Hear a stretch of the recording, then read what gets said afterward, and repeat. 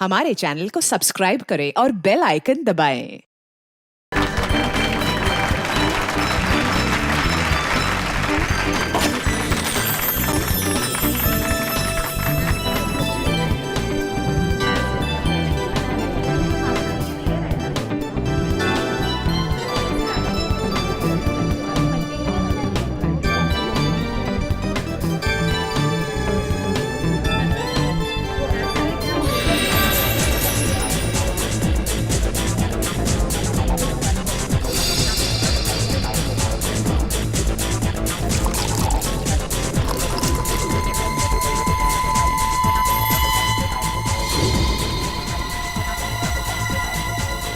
रुको सपना, क्या कर रही हो तुम? कुछ नहीं, सासू माँ को जूस दे रही हूँ। जूस दे रही हो या जहर दे रही हो? बेटा ये तुम कैसी बातें कर रही हो? मम्मी जी आप इसी से पूछिए, इसने अभी अभी आपके जूस में क्या मिलाया है? सपना बताओ, तुमने अभी अभी जूस में जहर मिलाया है ना? मैंने इनके जूस में दवाई मिलाई है ब्लड प्रेशर की। लो, फिर से हमारा फैमिली ड्रामा शुरू हो गया। अच्छा, ब्लड प्रेशर की दवाई? तो फिर पी के दिखाओ इस जूस को। मैं क्यों पीऊं? भाभी, आप ये कैसी बात कर रही हैं? आप हमेशा सपना के पीछे हाथ धोकर क्यों पड़ी रहती हैं? प्लीज एक सेकंड। सपना, क्या तुम्हें मम्मी जी ने कहा था जूस में दवाई मिलाने को? नहीं। तो फिर क्यों मिलाई जूस में दवाई? एक मिनट मैं 2 मिनट का बाथरूम चला गया, आप लोगों ने वर्ल्ड वॉर 3 शुरू कर दी। मैंने ही इससे कहा था जूस में दवाई मिलाने के लिए। सपना आज का डोज भूल गई थी, तो मैंने कहा जूस में मिला दो। मुझे बहुत खुशी होती है ये देखकर कि मेरा परिवार मेरा कितना ख्याल रखता है, कितनी फिक्र है सबको मेरी। चलो मुझे जूस दो। I am sorry ladies and gentleman, please enjoy the party. Music please louder.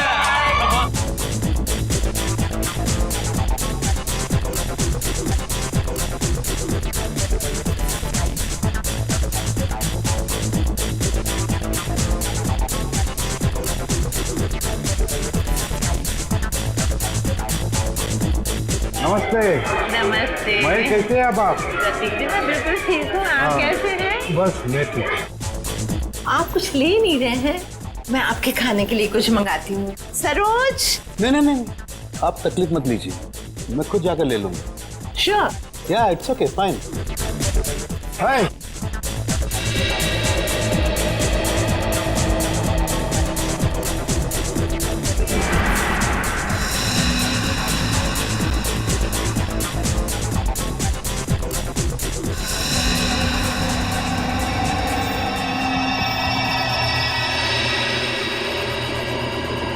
आनंद।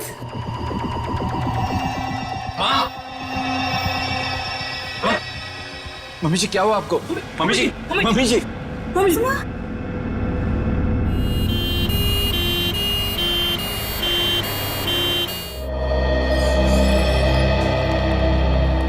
आइए सर, नमस्ते। मेरा नाम अहम है सर। मैंने आप लोगों को फोन किया था। अच्छा, अब कैसी है तुम्हारी मम्मी? डॉक्टर से इलाज कर रहे हैं सर, पता नहीं क्या होगा। घबराओ नहीं, सब ठीक हो जाएगा। जिस किसी ने मेरी माँ को मारने की कोशिश की है ना, उसको आप छोड़ना मत। एक बात बताओ अहम, क्या तुम्हें किसी पर शक है? मेरा मतलब है कौन कर सकता है ये तुम्हारी मम्मी के साथ? मुझे तो सभी पर शक है सर। अहम, कौन है ये लोग? CID। CID? पर किसने बुलाया इन्हें? मैंने बुलाया। क्यों? आप? जी मैं विकास, अहम का बड़ा भाई। क्योंकि आप में से किसी ने ही मम्मी की जान लेने की कोशिश की है। What nonsense! तुम अपने घर वालों पर शक कर रहे हो? आप घबरा क्यों रहे हैं भैया? कहीं आपको ये तो डर नहीं कि सपना भाभी की पोल खुल जाएगी? सर, पार्टी में मैं बताता हूँ क्या हुआ।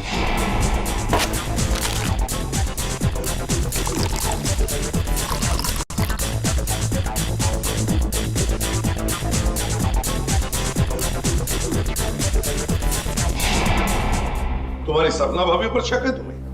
Yes sir. सपना कहाँ है? सपना हॉस्पिटल नहीं आई, वो घर पर ही है। वैसे आप कौन है? जी मैं काव्या। हमारी भाभी है सर। सर अहम बच्चा है, ये आप लोगों को बहका रहा है सर। विकास जी, हम सीआईडी वालों को कोई बहका नहीं सकता, समझे? कहाँ है आपकी मम्मी? मम्मी ऊपर आईसीयू वार्ड में है।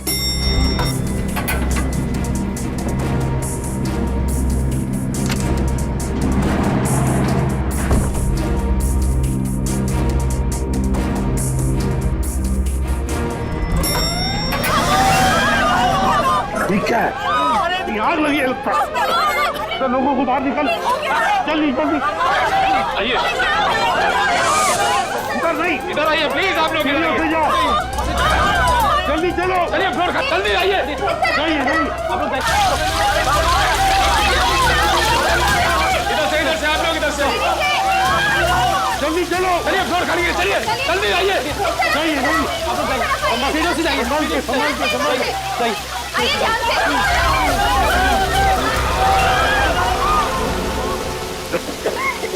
ईशान, ये कोई आग वाला धुआं नहीं है, इसकी गंदी कुछ अलग है। ये धुआं किसी और चीज का है, किसी केमिकल का।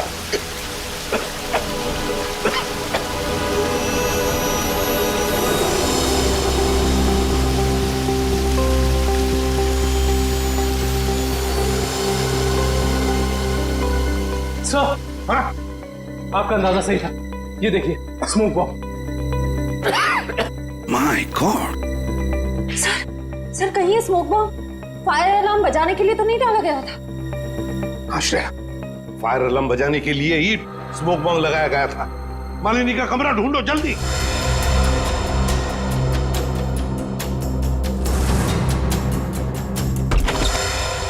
अरे बेड तो खाली है। ये मालिनी जी कहाँ चली गए होंगे? ऐसा लगता है मालिनी जी जान खतरे में। स्टाफ को बुलाओ,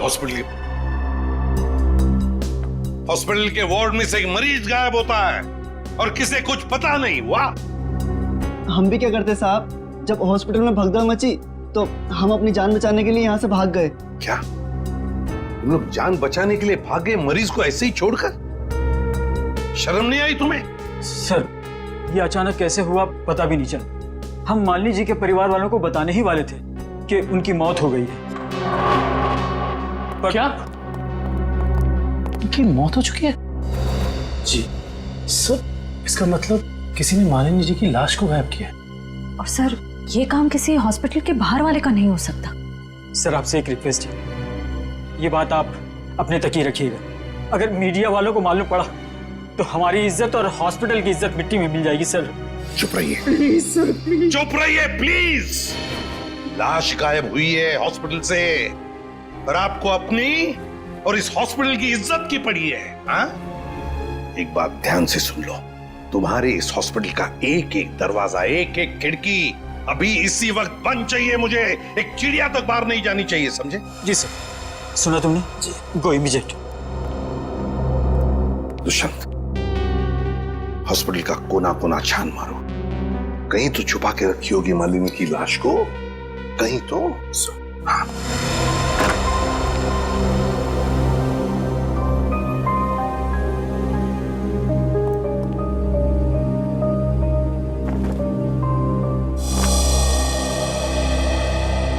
जरा एक बात बताइए, आपके मम्मी के साथ कमरे में कोई था उनकी देखभाल के लिए?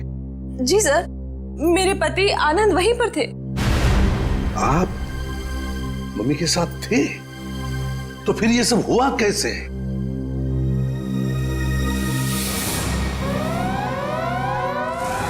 जैसे ही फायर अलार्म बजा तो मैं वार्डरूम के बाहर आया, ये देखने के लिए कि क्या माजरा है। हर तरफ धुआं ही धुआं था, लोग पागलों की तरह यहां वहां भाग रहे थे। धक्का मुक्की में कुछ लोग मुझे मम्मी जी के वार्डरूम से बहुत दूर ले गए। जाकर भी मैं वार्डरूम तक नहीं पहुंच पा रहा था। किसी तरह जब मैं मम्मी जी के वार्डरूम में पहुंचा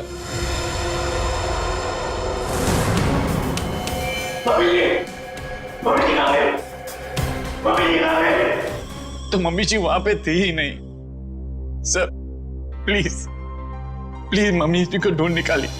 सर सर हर जगह चेक कर लिया, मालिनी जी की लाश कहीं पर भी नहीं है। और सर मॉर्ग में भी चेक किया, लाश वहां भी नहीं। इसका मतलब है जिसने भी ये किया है वो मालिनी की लाश को हॉस्पिटल के बाहर ले जा चुका है। काम करते हैं, हॉस्पिटल के गेट पर जो सीसीटीवी कैमरा लगा हुआ है उसका फुटेज चेक करते हैं।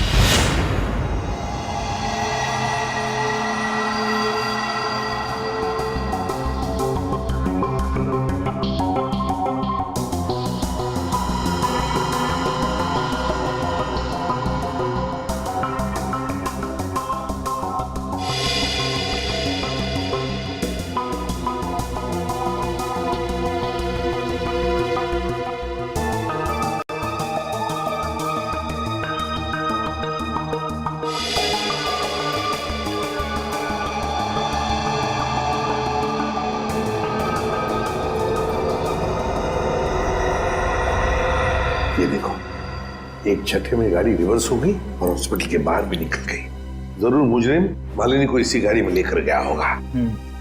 एक मिनट जरा इस फुटेज को रिमाइंड कीजिए, हमें कार का नंबर चाहिए। पॉज करो, जूम इन करो। XYZ5139। सर आप सही कह रहे हैं, यह मुजरिम मालिनी जी को इसी गाड़ी में लेकर गया होगा। हाँ निखिल, काम करो, कंट्रोल रूम में फोन करके इस गाड़ी का डिस्क्रिप्शन दे दो और उनसे कहो जहां पर भी ये गाड़ी देखे हमें इन्फॉर्म करें लोकेशन। और ये गाड़ी ये तो आग लग गई है।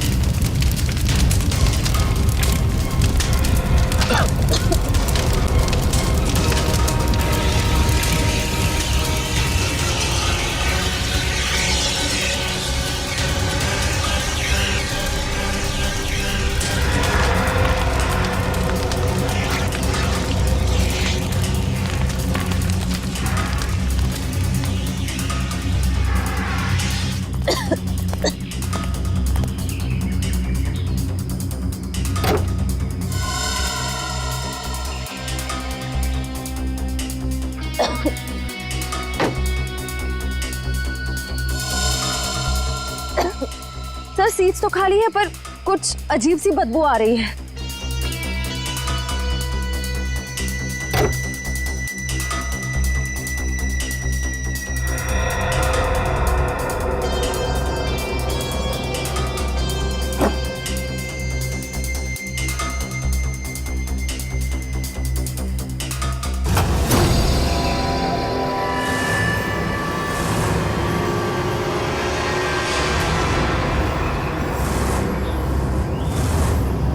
सर ये लाश तो जल चुकी है। शायद सबूत मिटाने के लिए उन्हीं ने मालिनी जी की लाश को जला दिया। आप इतने यकीन से कैसे कह सकते हैं कि ये लाश मेरी मां की है? इसका चेहरा तो बुरी तरह जल चुका है। देखिए,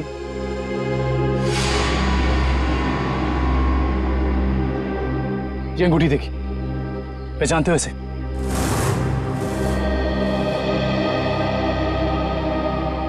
तो मेरी मां की अंगूठी।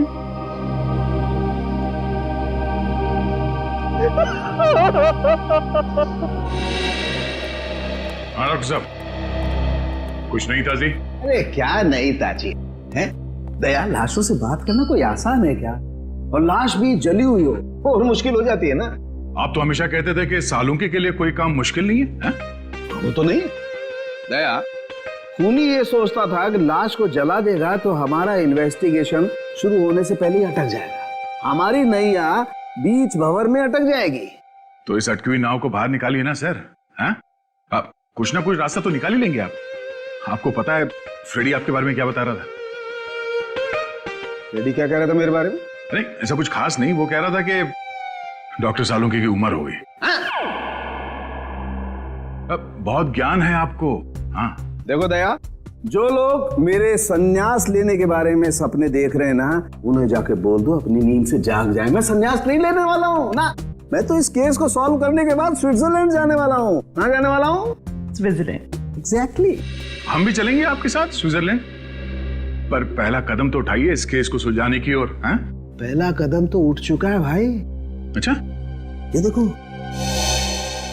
ये देख लो, ये क्या है? ये सर बॉडी जलने की वजह से हो गया है? जी नहीं, ये बॉडी को फिनाइल से धोने की वजह से हो गया। क्या इस लाश को फिनाइल से धोया गया? हाँ, खूनी ने लाश को अस्पताल से गायब करने से पहले उसको फिनाइल से अच्छी तरह से धोया ताकि लाश का केमिकल कंपोजिशन ही बदल जाए। खूनी ने हर कदम इसी मकसद से रखा है ताकि हमारे रास्ते में ज्यादा से ज्यादा कठिनाइयां आ सके। इस लाश को पहले फिनाइल से धोया और फिर इसे आग लगा दिया। जी हाँ, और सबसे पहले क्या जलाए? सबसे पहले जलाए बाल, क्योंकि बालों में सबसे ज्यादा और सबसे पहले असर होता है जहर का। सर काव्या ने बताया था ना कि शायद जहर सपना ने दिया है मालिनी जी को। हाँ, इसीलिए तो जला दिए ना भैया, सबसे पहले बाल, क्योंकि जहर दिया था। मतलब ये सब सपना का ही काम है।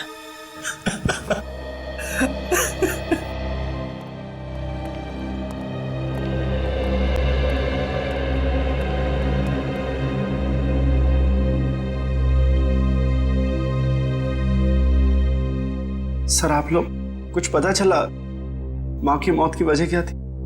जी नहीं, मगर बहुत जल्द पता चल जाएगा। पता तो चल गया है ना सर, सपना ने ही जूस में जहर मिलाया था। बस कीजिए भाभी, इनफ। हर चीज की खाद होती है। डॉक्टर साहब आप बताइए ना इन्हें। देखिए, मैं इनका फैमिली डॉक्टर हूँ। सपना ने जूस में ब्लड प्रेशर की दवाई मिलाई थी, जो मैंने ही उसे कहा था। ओह अच्छा। अच्छा एक बात बताइए, क्या लगता है आप लोगों को कौन कर सकता है ये? कौन मार सकता है आपकी माता जी को? मैं कुछ कहना चाहूँ। जी सर, ये हमारे परिवार के वकील हैं, मिस्टर संजीव। संजीव जी, कहिए संजीव जी, क्या कहना चाहते हैं आप? देखिए सर, मुझे शक तो नहीं है। हाँ, मगर पार्टी के बाद मालिनी जी मेरे साथ एक मीटिंग करना चाहती थी। मालिनी जी आपके साथ मीटिंग करने वाली थी? किस सिलसिले में? अपनी वसीयत बदलने के सिलसिले में। वसीयत बदलना चाहती थी? अच्छा। मीटिंग ही नहीं हो पाई क्योंकि अचानक इनकी तबीयत खराब हो गई। अच्छा संजीव जी, ये बताइए, अभी जो वसीयत है जो मालिनी जी बदलना चाहती थी, क्या है उस वसीयत में? कुछ बता सकते हैं आप? सर, इस वक्त जो वसीयत है उसके हिसाब से आधी जायदाद मिस्टर आनंद के नाम पे है और बाकी बची हुई आधी जायदाद दोनों भाइयों के नाम पे है। वकील साहब ये बताइए कि ये जो नई वसीयत है वो क्या होने वाली थी? सर, यही तो सब डिस्कस होना था, इससे ज्यादा मैं कुछ नहीं जानता। मालिनी जी की अचानक तबीयत बिगड़ गई और मीटिंग हो नहीं पाई। दुष्यंत, पता लगाना पड़ेगा मालिनी जी अगर वसीयत बदलती तो किसका फायदा होने वाला था और किसका नुकसान। अरे आओ आओ भैया, समझो केस सॉल्व हो गया। क्या बात है सर, लगता है लास्ट से कोई बड़ी जानकारी निकाल ली आपने। रिया जनाब, पार्टी में मालिनी जी के कान से खून बह रहा था ना? हाँ, उसकी वजह पता चल गई आपको? जी हाँ, उसकी वजह थी दया साहब जहर। जहर जिसने ऑरल ट्रैक्ट को यानी कि कान के इस हिस्से को बिल्कुल तबाह कर दिया, बर्बाद कर दिया। देखो, तो जहर की वजह से नस फट गई और कान से खून बहने लगा। और इतना ही नहीं, इनके खून में से हमें बहुत ज्यादा मात्रा में नाइट्रोजन के कंपाउंड्स भी मिले। और तो और इनकी किडनीज में से हमें बढ़ी हुई मात्रा में पोटेशियम और मैग्नीशियम मिला है। और ये सारी चीजें सिर्फ एक ही तरफ इशारा करती हैं, जहर। सर, फिर तो हमें सपना को गिरफ्तार कर लेना चाहिए। नहीं, यहीं पर कहानी में जरा सा ट्विस्ट है भैया। इनको जहर तो जरूर दिया गया था, लेकिन वो स्लो पॉइजन था, धीमा जहर, जो कोई 1.5-2 महीने से लगातार हर रोज इन्हें दिए जा रहा था। इसलिए जूस में तो जहर होने का सवाल ही नहीं होता। और ये जहर किस चीज के जरिए दिया जा रहा था? खाने पीने के साथ? यार दया, ये गुत्थी थोड़ी सी उलझी हुई है। बट माय फियर व्हेन सानू केस हियर। तुम चिंता मत करो, इस जहर से भी मैं सच उगलवा के रहूंगा। ठीक है सर, आप इस जहर से सच उगलवाइए, तब तक मालिनी के घर वालों से सच उगलवाते हैं। क्योंकि वो जूस जो सपना ने मालिनी जी को दिया था उसमें जहर नहीं था। मालिनी जी की मौत स्लो पॉइजनिंग से हुई है। स्लो पॉइजनिंग, धीमी धीमे असर करने वाले जहर की वजह से, जो उन्हें 45 दिन तक रोज लगातार दिया गया था। धीमा जहर? मां को मारने की इतनी बड़ी साजिश? जी, और ये साजिश किसी आसपास वाले की है जो उनके खाने के साथ, उनकी दवाइयों के साथ छेड़खानी कर सकता था। सर, चाय लीजिए आप लोग। थैंक यू, आप लीजिए।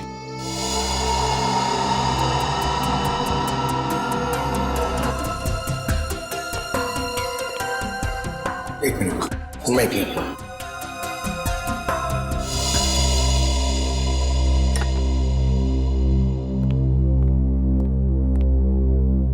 एक बात बताइए, मालिनी जी को रोज दवाई कौन देता था?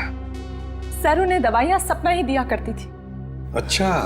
हाँ, मैं ही उन्हें दवाइयाँ दिया करती थी, पर कभी कभार सासू माँ अपनी दवाइयाँ खुद लिया करती थी, कभी आयुर्वेदिक की तो कभी न्यूरोपैथिक की। तो सपना जी, आपके कहने का मतलब ये है कि जहर शायद मालिनी जी की खुद की ली हुई दवाओं में था? मैं नहीं जानती कि जहर किस चीज में था, मैं तो सिर्फ आपको उनकी आदतों के बारे में बता रही हूँ। चलो ठीक है, हमें वो दवाइयां देखनी है। चलिए सर, मैं आपको माँ का कमरा दिखाता हूँ। चलिए।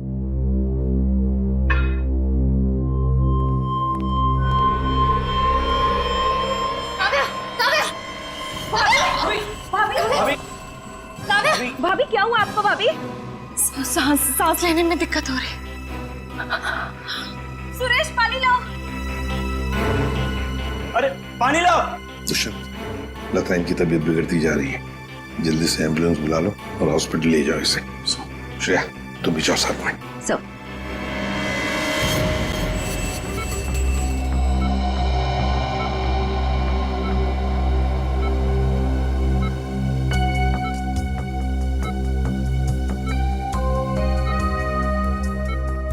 जी डॉक्टर साहब, कैसी तबीयत है काव्या की और हुआ क्या है इन्हें? फिलहाल तो हम इनके बेहोशी की वजह समझने की कोशिश कर रहे हैं, बट डोंट वरी, खतरे का कोई निशान दिखाई नहीं दे रहा। इन्हें जल्दी होश आ जाना चाहिए। Thank God. वैसे भी सासू माँ के मौत के सदमे के बाद हम उभर नहीं पाए। कम से कम काव्या भाभी को कुछ नहीं होना चाहिए। डॉक्टर साहब, इन्हें जैसी होश है हमें बता दीजिएगा। या श्योर, थैंक यू।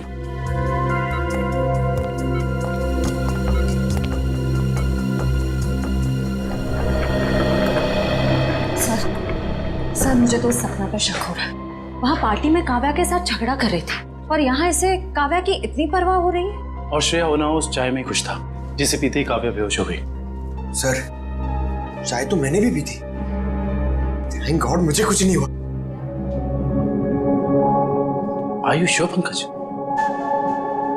श्योर मतलब सर? मतलब चक्कर वक्कर तो नहीं आ रहे ना तुम्हें? चक्कर? नहीं सर, चक्कर नहीं आ रहे, मगर पेट में कुछ गड़बड़ लग रही है सर। पेट में गड़बड़ लग रही है, गर्मी हो रही है, कहीं से वो तो नहीं हो गया? पंकज,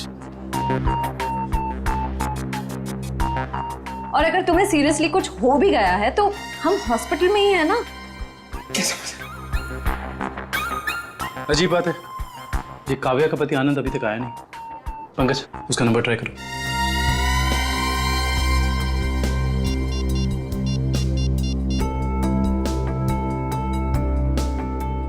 सर, उसका फोन बंद आ रहा है। सर, कहीं आनंद ने तो काव्या को चाय में जहर नहीं पिला दी?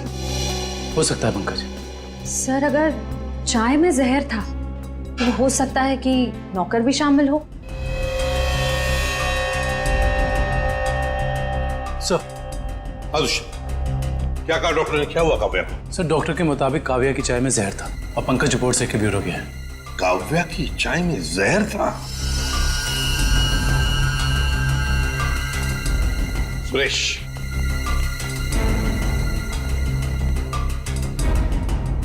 बताओ सुरेश, चाय में जहर कहां से आया? चाय में जहर कहां से आया? मैंने कहा था जहर डालने के लिए, ना मैंने डाला सर। सब पता चल जाएगा। एक बात बताओ, जब तुम चाय लेकर आए थे तो चाय कहीं पर रख दी थी और कुछ दूसरे काम के लिए गए थे? हाँ साहब, याद आया। मैं सुबह जब चाय लेकर आ रहा था तो आनंद साहब ने मुझे कुछ खाने के लिए लेकर आने को कहा। अरे सुरेश, सिर्फ चाय? कुछ नाश्ता भी ले जाओ। कल रात से किसी ने कुछ भी नहीं खाया। जाओ। जी साहब।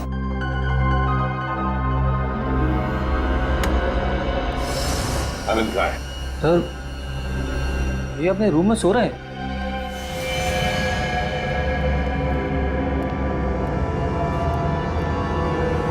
कहाँ है आनंद? आनंद तो है ही नहीं कमरे में। पता नहीं सर, अभी तो भैया यहीं सो रहे थे। फोन करके बुलाओ।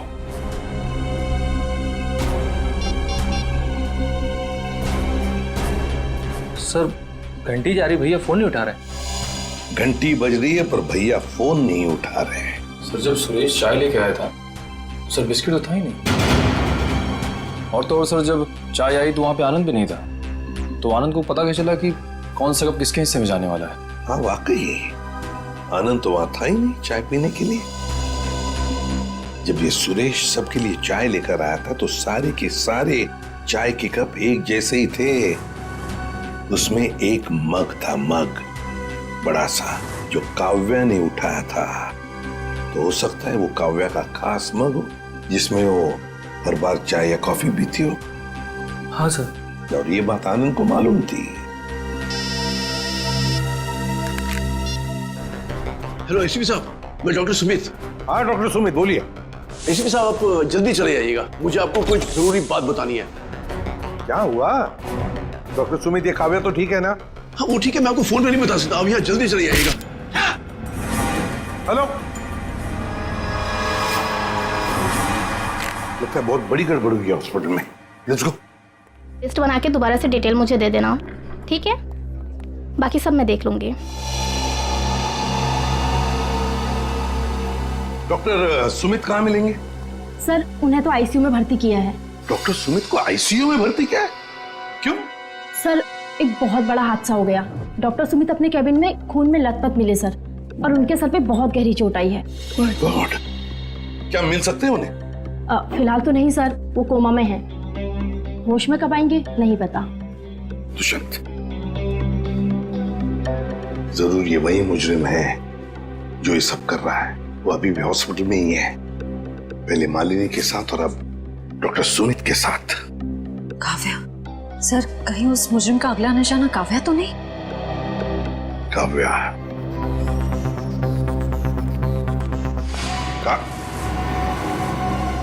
काव्या कहाँ चली गई सर? कहीं काव्या को भी तो गायब नहीं किया उसने? श्रेया, ये जो भी कोई है, अगर इसने काव्या को भी गायब किया तो वो हॉस्पिटल के मेन गेट से ही बाहर जा सकता है। और सर, शायद डॉक्टर सुमित को भी उस खूनी के बारे में पता चल गया होगा, इसलिए उन पर भी हमला हुआ।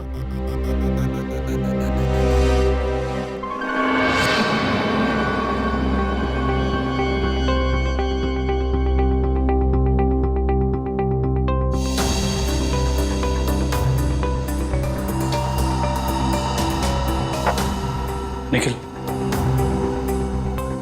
तो शायद डॉक्टर सुमित यहाँ फोन पर बात कर रहे थे और फिर पीछे से कोई आया और जोर से उनके सर पर वार किया और वो यहाँ नीचे गिर गए। हाँ साहब, डॉक्टर साहब के सिर के पीछे चोट आई है। अच्छा, हादसे के बाद डॉक्टर सुमित के केबिन में कितने लोग आए थे? सब 4-5 जन आए थे उनको आईसीयू में ले जाने के लिए।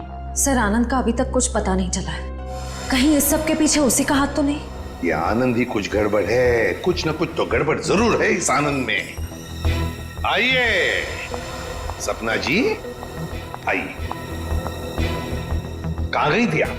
वो मैं काव्या की रिपोर्ट्स लेने गई थी गैस्ट्रोलॉजिस्ट डिपार्टमेंट के पास। क्या हुआ? वहां से एक रिपोर्ट लाने में इतना वक्त? लाइन बहुत लंबी थी, मगर क्यों? क्या बात है? काव्या कहाँ है? काव्या गायब है, समझिए आप? क्या? सर ये ब्लड सैंपल्स तो ले लिए, लेकिन सर क्योंकि बाकी लोग डॉक्टर साहब के कैबिन के अंदर चले गए थे इसलिए सारे जरूरी सबूत मिट गए। और यहाँ पे काव्या गायब है ना दुष्यंत? ये किसी एक आदमी का काम नहीं, ये जो भी कर रहा है ना उसका कोई साथी है। एक इनके परिवार में से कोई और दूसरा इस हॉस्पिटल में से कोई।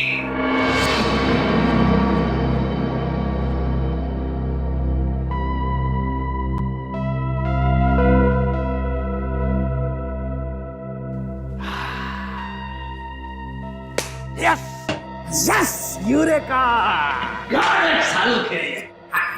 डॉक्टर साहब क्या हुआ? ये फॉरेंसिक लैब में जश्न का माहौल? अरे हाँ भैया, जश्न का माहौल तो होगा ही। स्विट्जरलैंड की हसीन वादियां पुकार पुकार के कह रही हैं, सालुखे आजा रे तू आजा, तेरा इंतजार है। मतलब आपको पता चल गया कि वो लाश के अंदर जहर कहां से गया? जहर बॉडी में आया था दांत से। दांतों से जहर? हाँ सचिन, मालिनी ने 2 महीने पहले ही अपने दांतों का रूट कैनल करवाया था और इस ऑपरेशन के दौरान उसके दांतों में जो मर्क्यूरी का इस्तेमाल किया गया था वो मात्रा में बहुत ज्यादा थी। मर्क्यूरी अपने आप में ही एक जहर है ना डॉक्टर साहब? बिल्कुल। और जब जब मालिनी जी खाना खाती थी, खाने को अपने दांतों से चबाती थी, तब तब दांतों में छुपा हुआ वो मर्क्यूरी खाने में मिक्स हो जाता था और पेट में चला जाता था और पेट से फिर पूरे खून में मिक्स हो जाता था। यही है वो स्लो पॉइजन जिससे वो बेचारी बेमौत मारी गई। सर हो सकता है कि डेंटिस्ट ने सब जानबूझ के ना किया, गलती हो गई उससे, मे बी मेडिकल नेग्लिजेंस। नहीं सचिन, ये मौत एक हादसा होता तो लाश को जलाया नहीं जाता। जिस किसी डेंटिस्ट ने भी ये किया है जानबूझ के ही किया है। वकील साहब, जैसा कि आप जानते हैं कि हमारी माँ अपनी वसीयत बदलवाना चाहती थी। जी हाँ। मगर वो ऐसा कर नहीं सकी। तो ऐसी स्थिति में क्या हमारा बंटवारा पुरानी वसीयत के हिसाब से होगा? दरअसल बात यह है कि मैं और आपकी माताजी।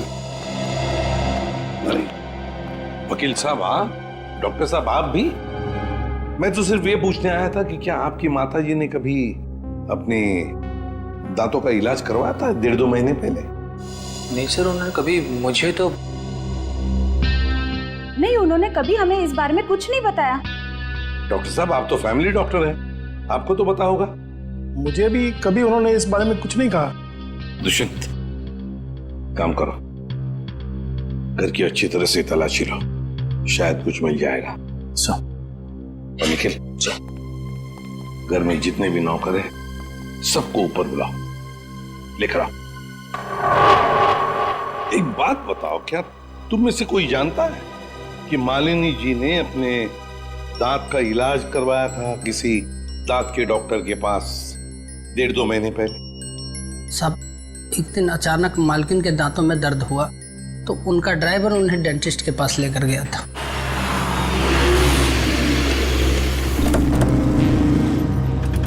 सर यहीं पे छोड़ा था हमने उन्हें। उसके बाद किधर गई वो तो मालूम नहीं मुझे। ठीक है, आसपास जितने भी डेंटिस्ट है ना सब चेक कर लेते हैं। तुम लोग उधर देखो।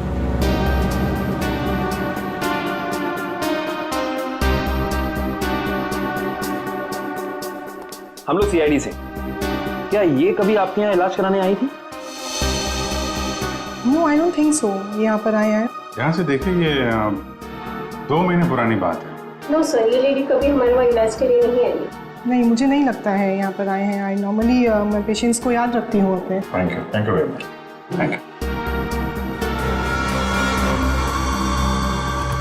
सर उस साइड किसी भी डेंटल क्लिनिक में मालिनी को किसी ने पहचाना नहीं। अच्छा, यहाँ देख लेते हैं।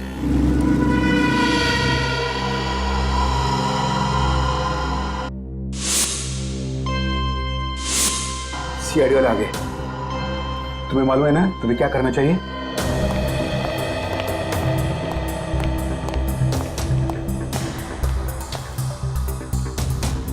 Excuse me. जी कहिए। हमें डॉक्टर से मिलना है। जी कहिए, मैं डॉक्टर कल्पना हूँ। आपके पास अपॉइंटमेंट है? डॉक्टर हम सीआईडी से। इन्हें पहचानती हैं आप? इन्हें कभी देखा नहीं है। कौन है ये? इनका नाम मालिनी है और इनका खून हो गया है। क्या खून? क्या हुआ? खून का नाम सुनते ही आपकी जबान लड़खड़ाने की लग गई? नहीं नहीं, यहाँ पहली बार सीआईडी आई है ना, तो मैं थोड़ी नर्वस हो गई। कोई बात नहीं, आप परेशान मत होइए। Thank you very much.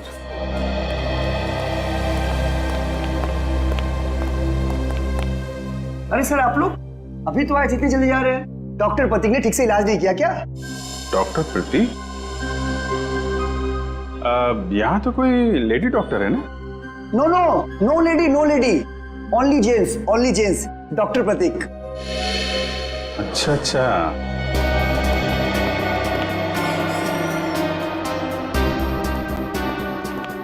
अरे सर, आप लोग फिर से आ गए? अरे वो क्या हुआ कि इनके दांत में दर्द होने लगा अचानक, तो वो जरा डॉक्टर से मिलना था। क्या नाम है उनका? डॉक्टर कल्पना। हाँ जी, 1 मिनट।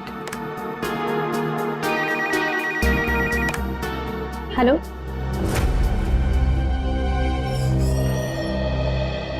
क्या हुआ सर?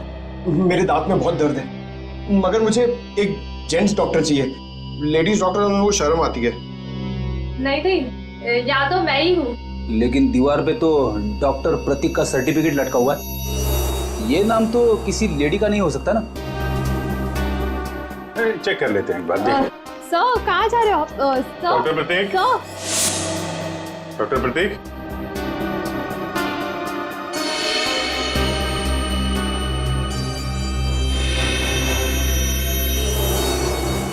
अरे डॉक्टर साहब, क्या कर रहे हैं?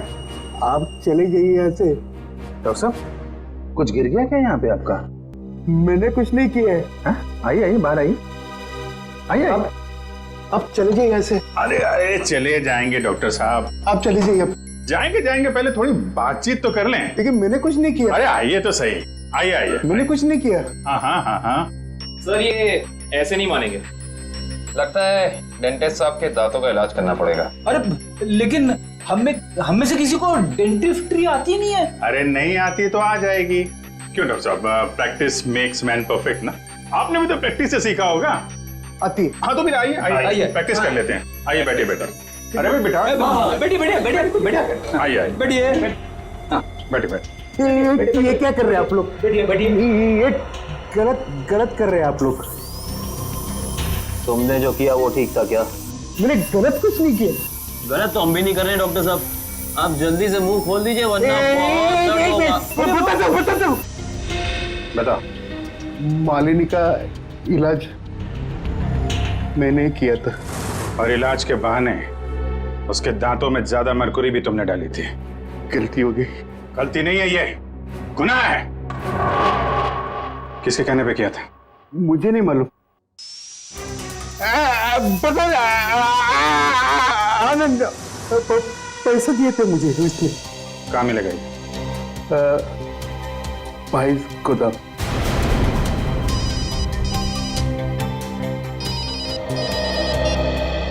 हाँ डॉक्टर साहब के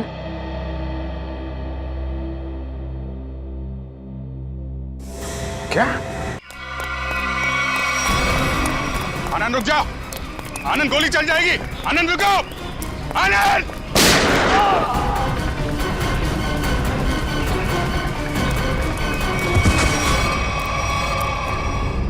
देखो आसपास, इसने काव्य को कहां छुपा रखा है?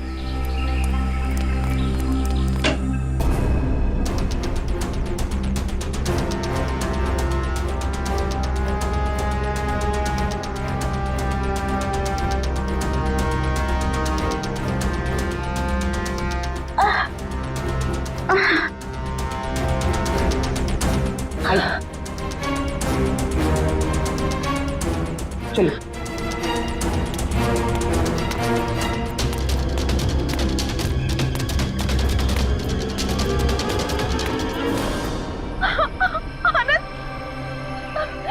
ये क्या किया आप सबने? मेरे पति को मार डाला। आनंद उठो। सर, इनके प्यार को तो देखकर ऐसा लगता है कि अगर इन्हें ऑप्शन दिया जाए कि ये मर जाए और इनका हस्बैंड जिंदा हो जाए तो वो ऑप्शन जरूर ले लेंगी। क्यों नहीं सर, ये तो एक भारतीय नारी का फर्ज है ना। पर अफसोस, मेरे पति खुद ही मुझे जिंदा नहीं देखना चाहते थे। ये तो भगवान का शुक्र है कि मेरी चाय में जहर थोड़ा कम था, वरना आज आपको यहाँ मेरी लाश मिलती। अभिजीत, काव्या की चाय में जो दवाई के ट्रेसेस मिले हैं उससे किसी की जान नहीं जा सकती। एक मिनट, आपको कैसे पता चला कि आपकी चाय में जहर कम था? वो सर अभी आप ही ने तो कहा। अरे हमने कब कहा? हाँ याद आया, आनंद ने बताया था। हाँ? आनंद कैसे बताएगा?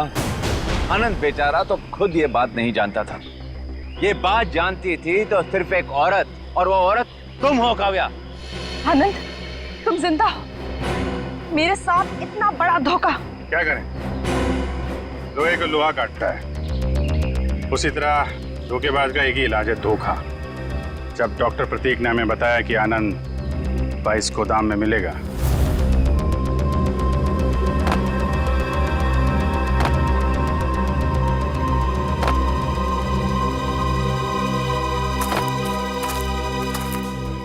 तो हमने यहाँ पहुंचकर देखा कि वो बेचारा बंधा पड़ा है। उसके हाथ पांव खोले तो उसने अपनी आप बीती सुनाई।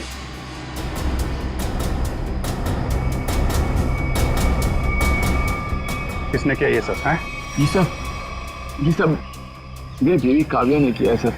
कहीं कहीं छुपी हुई है। बस फिर क्या, हमने आनंद के साथ एक छोटा सा खेल खेल लिया, तुम्हारा असली रंग सामने लाने के लिए। तो ये सब ड्रामा था, लेकिन असली ड्रामा तो अब शुरू होगा। पीछे मुड़ के देखो।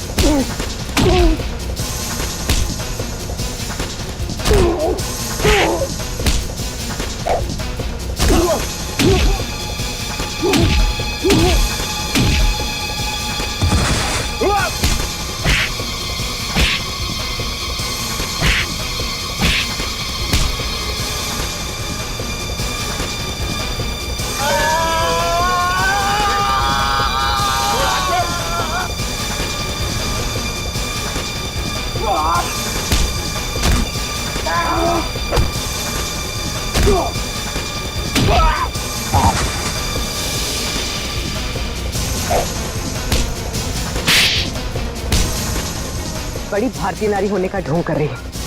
तुम जैसी नहीं होती भारतीय नारी।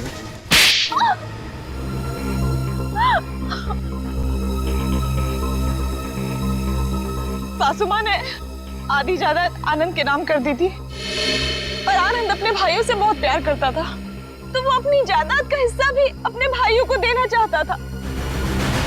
और ये बात आपको बहुत खटकती थी, क्यों?